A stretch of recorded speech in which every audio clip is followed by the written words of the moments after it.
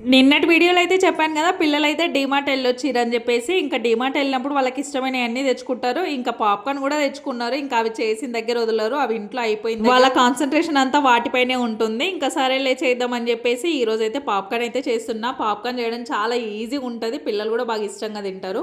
ఈసారి అయితే నేను చీజ్ పాప్కార్న్ తీసుకున్నారు పిల్లలు, అదే చేస్తున్నాను. ఇది కూడా టేస్ట్ బాగుంటుంది. కాకపోతే నాకెందుకో ఆ చీజ్ ఎందులో వేసినా ఓకే, కానీ ఈ పాప్కార్న్లో వేస్తే అస్సలు తినలేను. పిల్లలు అయితే బాగా ఇష్టంతో తింటారు. ఇంకా हवा हवा ए हवा खुशबू लुटा दे, कहाँ खुली हाँ खुली जुल्फ बता दे, अब उसका पता दे जरा मुझको बता दे, मैं उससे मिलूंगा एक बार मिला दे यार मिला दे।